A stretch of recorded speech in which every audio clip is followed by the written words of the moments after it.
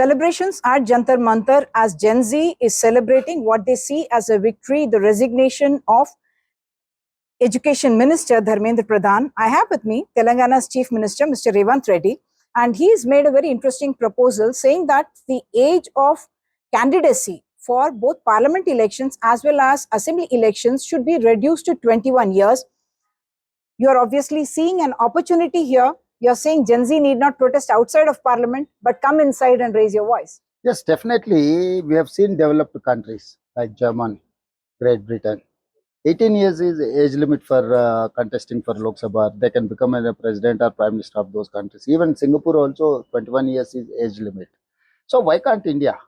When age was in 21 years for voting right, Rajiv Gandhi has amended constitution, 61st constitutional amendment. He has reduced 21 to 18. So now the situation has come. Contesting age has to reduce 21 years. Why? Because 21 years youth are making miracles. They have become an IAS, IPS, IFS and unicorns, and they are working with multinational companies. They are creating a lot of things. So I wanted to use those energy, knowledge into political system. They cannot protest outside of the parliament. They can come and they can raise their voice in the parliament. So they can express themselves. This is fair opportunity to this Gen Z age group. So the 61st Amendment, of course, brought about 35 million people into the voting age, and there seems no logic at all actually to keep them outside of parliament, like you very rightly mentioned. But was this inspired by what Gen Z did at Jantar Mantar? Yeah, definitely. Where the political parties have failed, Narendra Modi ji is forced to fail political system. So he is blackmailing all these political parties, putting ED case, income tax case, CBI case or other manipulations. Because of that reason, the elected representatives are not able to raise their voice in Lok Sabha, Rajya Sabha. When the political parties have failed to raise this issue, then Gen Z have entered in this process. So that is what I wanted to tell Mr. Narendra Modi ji. If the ruler is ruling everything, ruler is going to take all decisions, we would not get that freedom. Or otherwise Nizam Sarkar, it is not that easy to defeat Nizam. So we have to take inspiration or otherwise historical issues as a reference. So here people have involved, they have proved against Narendra Modi. They have defeated Narendra Modi in this process. So my point is that if they get a chance to come into Lok Sabha, they can raise their voice, they can demand, they can put their issues in front of everyone. So we are missing that in Assembly and Lok Sabha, even Council and Rajya Sabha. So 70 years back, we have decided to put 25 years and 30 years age limit for all this. Now the society has emerged. The system is developed. So they are capable, they are politically aware, and they have new ideas, obviously. Yes. So we wanted to take up this. Why? When 21-year youngster is getting IAS or IPS or CEOs of the best companies, corporates, why can't MLA, MP or minister? So technology has been changed. Illiterates were there. Then we have become an educator. Now intelligent. Now we are using artificial intelligence. So we have to amend ourselves. You mentioned that in a sense, Mr. Narendra Modi has been defeated by youth, or he had to at least bow to their wishes in this particular case. But is it also because of the power of Gen Z in terms of their use of social media? Of course, now the Prime Minister has gone on to Instagram and has asked all his cabinet ministers to also go on to Instagram. Unfortunately, that seems to become a lot of fodder for memes. When politicians come on to Insta or a different generation comes on, they are not able to handle it, isn't it? Right, but we have to see Narendra Modi ji has used WhatsApp University for his political advantage. Now the technology is amended. So now people are using these platforms. So that is what I wanted to tell. We were in newspaper 24 hours one time. We used to read. After that, one day, 2 times news bulletin. After that, every 1 hour news bulletin. After that, every half an hour news bulletin. Today, Every second is one news bulletin in our mobiles. So this is what our development, because of Rajiv Gandhi, because of Sam Pitroda. So this is what changed our country. So we have to understand. We have to amend ourselves. But the Congress and Mr. Rahul Gandhi both made a late entry into this. As a political party, I think, yes, of course, you are justified to raise the issues of Gen Z. But politically, trying to take the credit for that would be wrong. He is not like that. He doesn't want to take that political advantage. He wanted to give space to perform this Gen Z. That is what he has told yesterday. He has told clearly, these are the next generation. They have future. Narendra Modi is having history. These students are having future. So history cannot fight against future. So future is going to win. He has got clarity. So we don't want to take any advantage. We don't want to take any credit on this Narendra Modi defeat. So we wanted to take that credit only Gen Z.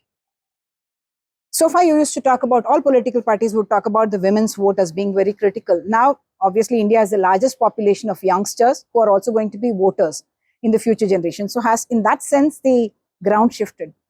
Yeah, definitely. Yep. Everything, the America, they have given after 200, 150, 200 years the women voting right, but we have given the day one. So the women are now, they know what is their strength. So that is why Congress party has given local bodies women reservation. Today, we only introduced in 2013 in Rajya Sabha women reservation bill. The women, even 2023 also, we have supported women reservation bill in Lok Sabha and Rajya Sabha. So we are for women reservation. So we are not for political manipulation. Modi ji is trying to get in the name of women reservation political advantage. So we are not going to give that space. So we are going to fight it out. You have said that in the month of August, you're going to have a special assembly session and bring in the council and assembly joint session, and you will pass a resolution which you will take to Delhi. You want to club, already delimitation is being spoken about as something that will be brought there. Women's reservation is there. Then the enhancement of the parliament seats. Do you want this also to be debated in this session itself? Yes, definitely. First, increasing of seats. Second, delimitation. Third, women reservation bill. This is what their priority. My priority is women reservation bill, then delimitation, then seats increase. But my most priority is 21 years age limit. So first, age limit, then women reservation, then delimitation, then increasing of seats. They have to club all these four issues. We can discuss across the table. We can take decision in Lok Sabha and Rajya Sabha. It is going to give a lot of strength to our Yuva Shakti. So that is why I have told Jai Jawan, Jai Kisan, Jai Yuva. We have to add Yuva in our system. We wanted to regulate their energy to translate to develop our country. Neighboring state or the southern state of Tamil Nadu as well, we saw Gen Z. In a sense, in every family of a DMK or an ADMK also, there were Gen Z which were talking about Vijay or change. Similarly, even in Delhi, we have seen many BJP family children. One of the MPs, her daughters, in fact, had written about saying that she is also demanding Dharmendra Pradhan's resignation. Is Gen Z going to be thinking very differently, and is that why this wake-up call is very important at this stage? No, that is what I wanted to tell you. They have awareness. They are understanding their problem. So far, we used to say they are not interested in politics. They wanted to fix up accountability. They need accountability. They are asking that someone has to take responsibility and accountability. They cannot enjoy their power.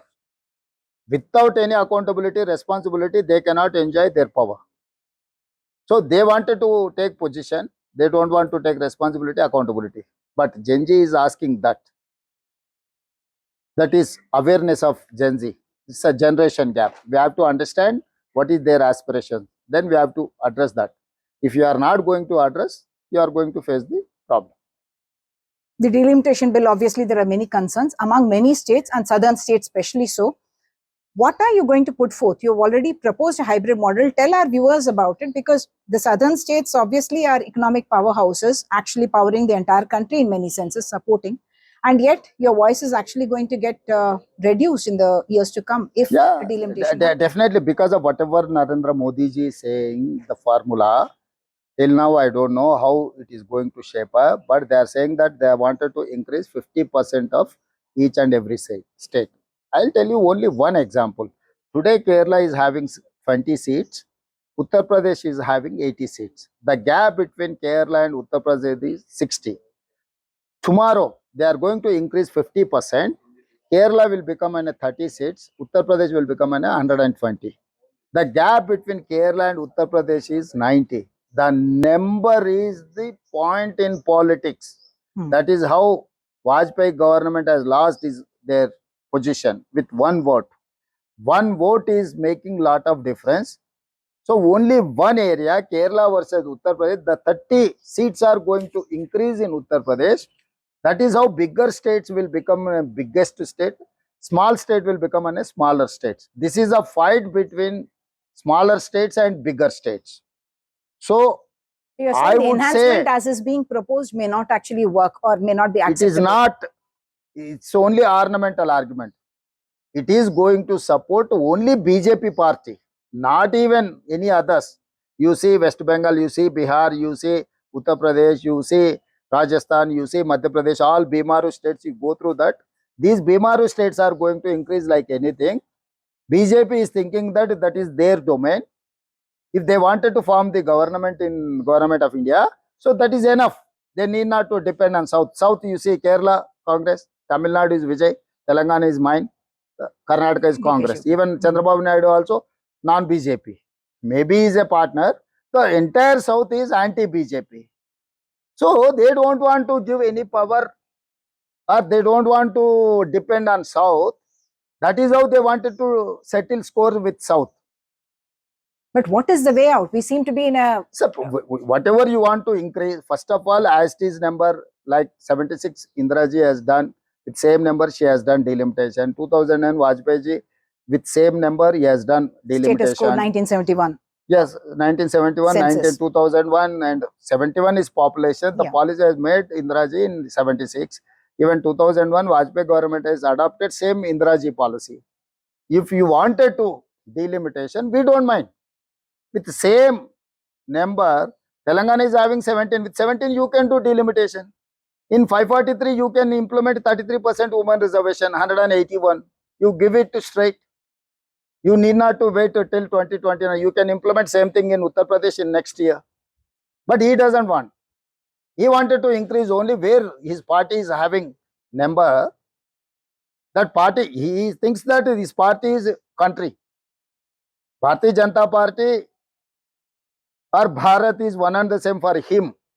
For us, it is not correct.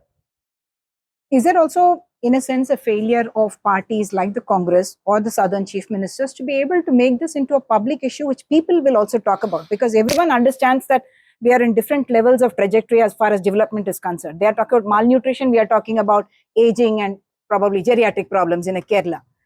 You have not been able to communicate adequately to the public so that it becomes an issue that everyone talks Definitely about. that issue is there. We have to sit and we have to discuss and we have to take a final call on that. So we'll try to address this issue. One thing I must ask you about Hyderabad Metro.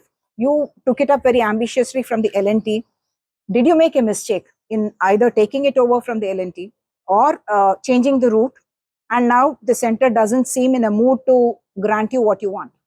So that's a BJP is playing with the Hyderabad people. It is very simple. IRFC has given loan. They have taken all fees and everything. Now they are not ready to release that funds. If I wanted to go some other institute, I have to pay more interest. Then if I pay more interest, it is loss-making business. Whatever IRFC has given the rate of interest, it is a profit-making business. That is how I calculated. I have done MOU with IRFC, Indian Railway Finance Corporation. But the government, the concerned ministers have put lot of pressure on that IRFC chairman and MD. They are reluctant to release my funds. So I'm trying to ease out this problem. So we have reached PMO, we have reached concerned ministers, we have pressurize the railway minister or Kishan Reddy. So we are trying to resolve this issue. We'll see how it is going to land. Do you see this Gen Z movement as a historic landmark in that sense? Because so far, the Prime Minister or authorities like that were people who you could not mock. Now the Gen Z is coming out and doing all sorts of things. That kind of changes the perception in the country, isn't it? Yes, definitely. It's a change of people's opinion, and it's a change of big media and small media. So all these years, big media is playing with Modi cards. Today, the big media has become an The ground irrelevant. has shifted even in the media. People are going towards YouTube and other sources. That's a change. Earlier, print media used to make all these things. After that, electronic media. After that, social media. Today, something. So the platform have been shifted. So we have to understand that. So it's a new phenomena for our country. We have to understand. We have to capitalize those energy. Finally, the violence that happened when they went on a Chalo Sansad near the Jantar Mantar. What answers are you asking for? CJP has asked for certain things, that cases should be removed. That we are endorsing same CJP demands. We are not going to put any additional demands. They have to remove all those cases. They have to give compensation to whoever committed suicides in NEET. And Modi ji has to accept his apology with these families. The use of the pellet gun there was a worrisome thing. Lathi charge and everything. So they wanted to threat these people, but they have revolted. That is why every time the revolution has come like this only. This is one type of revolution. They are saying that this is urban Naxalism, which is not correct. This is the unrest under youths. And there is also a Pakistan hand, Bangladesh hand, whatever else. They have whatever they like. Alleged. They say that is a BJP type of WhatsApp university workout. So all the time, which is not even farmers time also, they have told same thing. Pakistan is supporting, that fellow is supporting, China is supporting. But end of the day, they have taken back all these 3 laws, and the Modi has told in the Lok Sabha itself, ye to maafi manga hai. It is a fact that when India Against Corruption came and then it became AAP took the political advantage, the understanding is that the Congress lost out because of the emotions or because of whatever the resonance that was created. CJP as of now is not a political party, but can it emerge as one? Definitely, it's a cycle, it's a phenomenon. 15 years Congress was in power in Delhi. After that, 15 years Kejriwal, 12 years maybe. After that, now BJP has got that opportunity. So it's a cycle. So 10 years, 94 to almost to 2004 coalition government, other government, 2004 to 2014 Congress party. Now today BJP ruling. After that, automatically.